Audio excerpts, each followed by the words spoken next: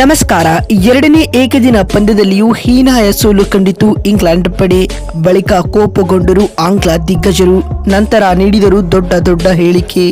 ಹಾಗಾದರೆ ಸುದ್ದಿಯ ಸಂಪೂರ್ಣ ಮಾಹಿತಿ ಏನು? ಅಷ್ಟಕ್ಕೂ ಇಂಗ್ಲೆಂಡ್ ಎರಡನೇ ODI ಪಂದ್ಯ ಸೋತ ಬಳಿಕ ಇಂಗ್ಲೆಂಡ್ನ ದಿಗ್ಗಜ ಹಾಗೂ ಮಾಜಿ ಆಟಗಾರರು ಹೇಳಿದ್ದೇನು ಗೊತ್ತಾ?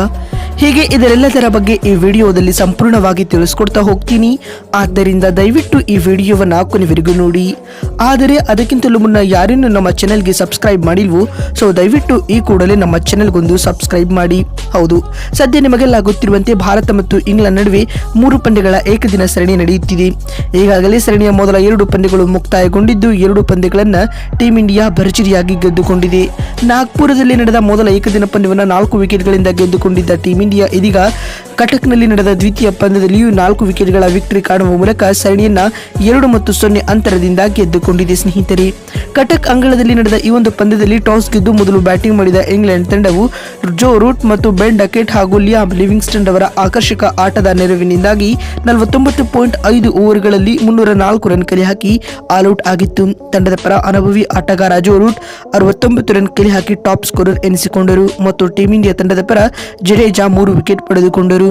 ಈ ಗುರಿಯನ್ನು ಬೆನ್ನಟ್ಟಿದಂತಹ ಟೀಂ ಇಂಡಿಯಾವು ನಿಗದಿತ ಟಾರ್ಗೆಟ್ ಅನ್ನು 44.3 ಓವರ್ಗಳಲ್ಲಿ 6 ವಿಕೆಟ್ ಕಳೆದುಕೊಂಡು ಚೇಸ್ ಮಾಡಿತ್ತು. ಭಾರತ ತಂಡದ ಪರ ಬ್ಯಾಟಿಂಗ್ನಲ್ಲಿ ನಾಯಕ ರೋಹಿತ್ ಶರ್ಮಾ ಸ್ಫೋಟಕ ಸೆಂಚುರಿ ಸಿಡಿಸಿದರು ಮತ್ತು ಇನ್ನೋರ್ವ ಯುವ ಆರಂಭಿಕ ಆಟಗಾರ ಶುಭ್ಮನ್ ಗಿಲ್ 60 ರನ್ ಕಲೆ ಹಾಕಿದರೆ ಶ್ರೇಯಸ್ ಅಯ್ಯರ್ 44 ರನ್ ಬಾರಿಸಿ ತಂಡದ ಗೆಲುವಿನಲ್ಲಿ ಕೊಡುಗೆ ನೀಡಿದರು. ಸ್ನೇಹಿತರೆ, ಎನ್ನುವುದಂತೆ ಇದ್ದ ಇಂಗ್ಲೆಂಡ್ ತಂಡದ ಪರ ಜೆಮಿ ಓವರ್ಟನ್ 2 ವಿಕೆಟ್ ಪಡೆದುಕೊಂಡರು. ಇದರೊಂದಿಗೆ ಟೀಂ ಇಂಡಿಯಾವು ಎರಡನೇ ಏಕದಿನ ಪಂದ್ಯವನ್ನು 4 ವಿಕೆಟ್ಗಳಿಂದ ಗೆದ್ದುಕೊಂಡಿದ್ದಲ್ಲದೆ ಸರಣಿಯನ್ನ 2-0 ಅಂತರದಿಂದ ಗೆದ್ದುಕೊಂಡಿದೆ. ಇನ್ನು ಇದೀಗ ಇಂಗ್ಲೆಂಡ್ ಎರಡನೇ ODI ಪಂದ್ಯ ಸೋತ ಬಳಿಕ ಮಾತನಾಡಿದ ಇಂಗ್ಲೆಂಡ್ನ ದಿಗ್ಗಜ ಆಟಗಾರರಾದ ಮೈಕಲ್ ವಾರ್ನ್ ರವರು ಕೋಪಗೊಂಡು ಈ ರೀತಿಯಾಗಿ ಹೇಳಿದ್ದಾರೆ. ಒಂದು ವೇಳೆ ಇಂಗ್ಲೆಂಡ್ ತಂಡವು ಕಮ್ ಬ್ಯಾಕ್ ಮಾಡಲು ಬಯಸಿದರೆ ಟೀಂ ಇಂಡಿಯಾವನ್ನ ನೋಡಿ ಕಲಿತುಕೊಳ್ಳಬೇಕು. ಭಾರತ ತಂಡವು ಬ್ಯಾಟಿಂಗ್ನಲ್ಲಿ ಇರಬಹುದು, ಬೌಲಿಂಗ್ನಲ್ಲಿ ಇರಬಹುದು ಅಥವಾ ಫೀಲ್ಡಿಂಗ್ನಲ್ಲಿ, ಹೀಗೆ ಎಲ್ಲ ಕಡೆ ತಂಡದ ಆಟಗಾರರು 100% ಅನ್ನು ನೀಡಿ ಪಂದ್ಯವನ್ನ ಗೆಲ್ಲಿಸಿಕೊಡುತ್ತಾರೆ. ರೋಹಿತ್ ಶರ್ಮಾ, ಶುಭ್ಮನ್ ಗಿಲ್, ಶ್ರೇಯಸ್ ಅಯ್ಯರ್ ಅವರು ಕೇವಲ ಟ್ಯಾಲೆಂಟೆಡ್ ಆಟಗಾರರಲ್ಲ, ಅವರು ಬಿಗ್ ಮ್ಯಾಚ್ ವಿನ್ನಿಂಗ್ ಪ್ಲೇಯರ್ಗಳು ಎಂದು ಮೈಕಲ್ ವಾರ್ನ್ ಹೇಳಿದ್ದಾರೆ. ಮತ್ತು ಮಾತು ಮುಂದುವರೆಸಿದ ಅವರು, ಭಾರತದ ಈ ಆಟವನ್ನು ನೋಡಿದರೆ ಅವರನ್ನ ಚಾಂಪಿಯನ್ಸ್ ಟ್ರೋಫಿಯಲ್ಲಿ ಸೋಲಿಸುವುದು ಅಸಾಧ್ಯ. ಅಲ್ಲದೆ ರೋಹಿತ್ ಕೂಡ ಈಗಾಗಲೇ ಶತಕ ಸಿಡಿಸಿ ಫಾರ್ಮ್ ಗೇಮ್ ಮರಳಿದ್ದಾರೆ.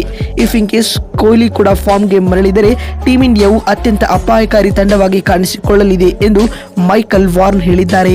ಮತ್ತು ಇದಾದ ಬಳಿಕ ಮಾತನಾಡಿದ ಇಂಗ್ಲೆಂಡ್ನ ಇನ್ನೋರ್ವ ದಿಗ್ಗಜ ಆಟಗಾರರಾದ ಅಲಿಸ್ಟರ್ ಕುಕ್ ರವರು ಈ ರೀತಿಯಾಗಿ ಹೇಳಿದ್ದಾರೆ.